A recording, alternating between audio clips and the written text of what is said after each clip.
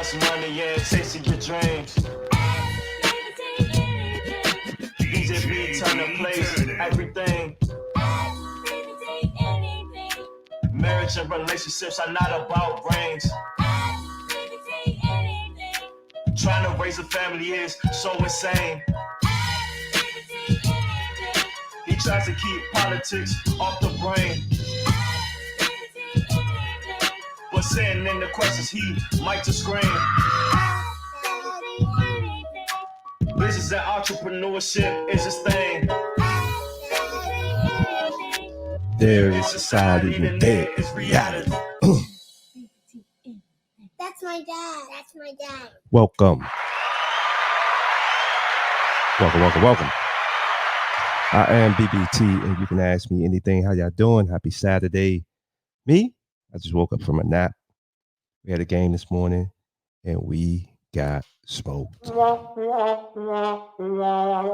Yes, we got smoked. First time as the defensive coordinator. But I'm actually pretty excited because I learned a lot. It's the difference between watching the game as a parent and watching it as a coach. I got a chance to evaluate what things we did right, what things we didn't do right. I got a chance to give my opinions to the head coach. He seems to like some of the things, some of the suggestions that I want to make. And so we'll see what happens. But yes, I think the most important thing is just teaching these kids adversity, understanding that, hey, even though we go down, you got to stick with each other. It's a team. It's not an individual thing. And we preparing these boys for real life. So I'm excited. I'm happy. We got about 3 weeks left. The good thing about this league is everyone makes the playoffs. So we got 3 weeks to get these boys ready to try to make a run and do something big. So yeah. I'm super excited. Your best lessons are in defeat. So for me, it was good to see. It was good to understand. And when I commit to something, I commit to it. So I'm going to give my all to try to help these boys win. They don't like losing. I don't like losing. The head coach don't like losing. The parents don't like losing. So we got to steer the ship the right way. So yes. So let me jump right into these tweets. First tweet, 19 Keys says, being a billionaire isn't the goal, it's the illusion. We don't need more billionaires. We need more powerful people in our culture who are fearless, focused on control and power. Yes. I agree. For a while, my thought process was, if I could build this big tech company, if I could become a billionaire, my voice will be louder. I can help and impact my community much more. And I still believe that, but I don't think that it has to be after that happens. I think that I could do little things now to contribute. And when that day comes and my tech company does take off and does some amazing things, then, hey, I've already started to do my little part. And as my voice gets amplified and more people hear me, then naturally I can do more and affect more change in a positive way. But I think the most important thing he said in that tweet is that it's all about being fearless. So next tweet, the Bessie letter says tech companies this month. Twitter laying off 75% of employees. Apple hiring freeze. Amazon hiring freeze. Snapchat laying off 20% of employees. Meta laying off 11,000 people this week. Microsoft layoffs have begun. Intel laying off 20% of employees, and it's more. So you guys got to pay attention. I know you're obviously seeing rumblings about the recession in the news and the press. I think more importantly than getting scared of what they're saying, just understand you got to strap up in your own respective home, in your own respective life. You got to have that emergency savings. You got to understand that I got to be able to figure out ways to make my own money, because if that letter comes and you are terminated, what you're going to do? So you need to start that side business. You need to start putting that thing that you're passionate about in play. And you got to start doing it. And you can't think that comfort is a real thing, because it's not. It's always going to be changed. And if you're not changing, you're going to get ran over. So next week, Bang Bros plans to submit another bid for the naming rights of the Miami Heat's arena. It will be called Bang Bros Center. Bang Bros Center. So I don't know if this is a real thing. I just thought it was funny. Makes sense. I think Bang Brothers makes a lot of money. If you don't know what Bang Brothers is, I don't know what to tell you. Next tweet, Lance Gooden says Joe Biden's student loan bailout has been ruled unconstitutional. How many young voters went to the polls Tuesday thinking their loans would be canceled? I don't know. I saw different things. Supreme Court judge ruled against it. I don't know if there's another phase to it, if this is going to happen or not. But yeah, I agree. I'm sure a lot of people went to vote thinking that, as someone stated, student loan. I think Michael Eric Dyson said on this debate with Judge Joe Brown that student loan forgiveness is a form of reparation. That's BS, if you ask me. But let's see where this plays out. I know they've been talking about student loan forgiveness for a while. That's been one of the big things that I believe Biden campaigned about. But apparently, right now, it's not a go. So I don't know if there's a next stage, but please, I'm going to be following that closely, especially for all of you in student loan debt. Next week, 19keys.eth. Again, he said, we are in the midst of a spiritual warfare. I don't want to go that deep, but I like the tweet and I wanted to share. But I'll talk a little bit about that in a second. So those are the tweets for the day. Tweet, tweet. Tweet, tweet. Tweet, tweet. So yeah, I want to play something for y'all that I saw on Twitter from Mr. Shannon Sharpe. He does a show with what's the guy's name? Skip Bayless. I don't watch any of this stuff. I watch little clips if I see it on Twitter or someone reacts to it, but I don't watch none of that stuff because I know what the agenda is. So anyway, let me let Shannon Sharpe speak from his own mouth. At the end of the day, he has been very critical of Kyrie. Now it seems like he's backtracking somewhat.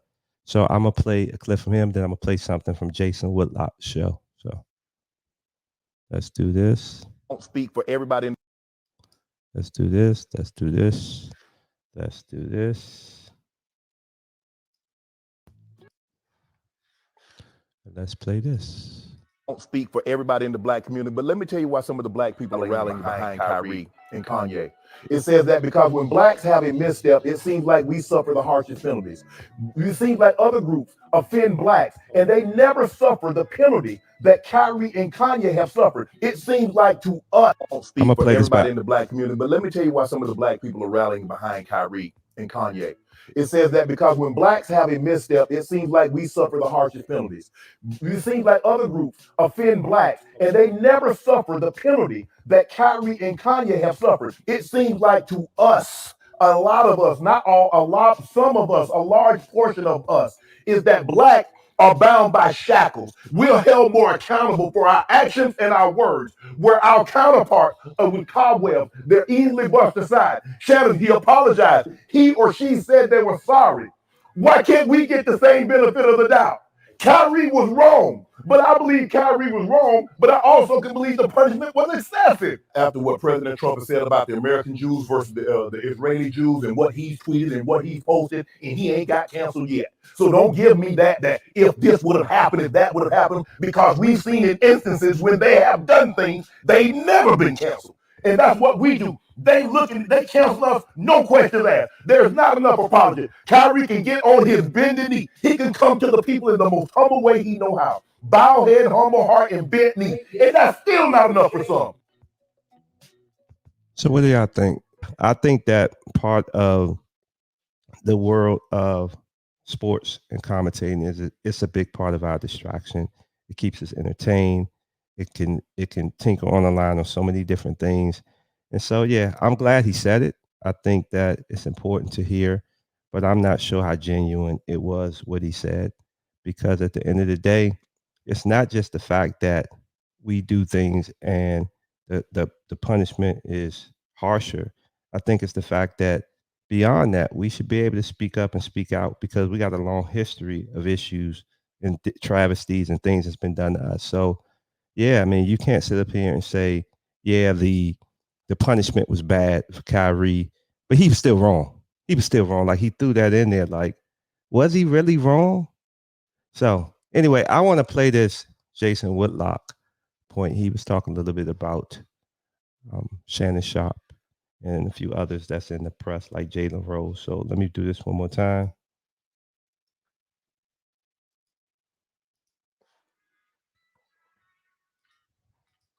and this is why Kanye and Kyrie are so dangerous. They started saying, "No, look a different direction. You keep talking about oppression, but they're going, no, look over here, look over here. It's someone else." And so what's happened from Kanye and Kyrie is people started going, "Oh, they keep telling us about the white man, and he's doing everything, and it's Jerry Jones, it's all these evangelical white people." Mm-hmm. And now people go, "Well, oh, is it really Jerry Jones and all these evangelical white people? Is it somebody else? Is there an untouchable group that actually?" And so I want to read this Shannon Sharpe tweet that lets you know who he feels like he can't question. He can question everybody else, but he's been exposed now because this is his tweet. "It doesn't matter what you, Kyrie, or anyone outside the Jewish community says. The Jewish community found it offensive, and that includes everyone not from a particular group. Stop telling people what's offensive, disparaging to their group." Look, there's a group that I take my marching orders from. Mm-hmm. If they say this, I don't get to question it. Now, black, And that's why with Club Shannon Sharpe's comments, he made sure he stuck it in there. Yeah, I don't agree. Kyrie was wrong. He made sure. Why did you even need to say that? If you're going to talk about the punishment, talk about the punishment. He was clear that he's not going against the powers that be. I'm just letting you know. I think that you guys you whipped us a little bit too hard. So anyway, people are telling him, "No, Shannon, your behavior is out of line here as it relates to Kyrie." He feels fully empowered to tell that group, "You're wrong. Right. My behavior isn't out of line." If white people, conservative white people, were saying, "Shannon, that minstrel show you put on every day on TV is out of line and it's offensive to us. And when you do all this race baiting towards white people, we find that offensive." Shannon says, "You better shut up and take it, you racist white man. I don't care what you have decided." But there's this other group that Kanye and Kyrie keep talking about, and Shannon's like, "Whoa, no, when the boss man say he upset, we's upset, boss." And everybody's supposed to be, and so that reality is starting to seep into like, Yep. Oh, okay, there is someone that Shannon Sharpe and Jalen Rose and everybody seems to be afraid of, except Kyrie. And I wonder why that is. And I don't say that to besmirch. So I think one thing Jason Whitlock is not saying, and I said it on the show the other day, is that I think why Kyrie and Ye can speak out and speak up as much as they are is because they believe in that higher thing. They believe in that thing. It's up, as Ye says, it's up. When you believe in that, you protect it, you cover it. And a lot of people don't want to talk about that. They don't want to talk that deeply about that faith, that belief. But anyway, let them keep going. Or it's just a reality that's out there about who people in this entertainment, punditry, media sphere, rappers, everybody. We saw Charlemagne on video with Vlad TV. "Oh, I ain't even comfortable having this conversation. Oh, I'm sweating. Oh, God, I don't want the boss man to hear me talking like this." And so, allegedly, me and Delano are tap dancing for the white conservative Christian man. Right. But now that the music's really being played, we can see who's dancing. So there you have it. That's Jason Whitlock.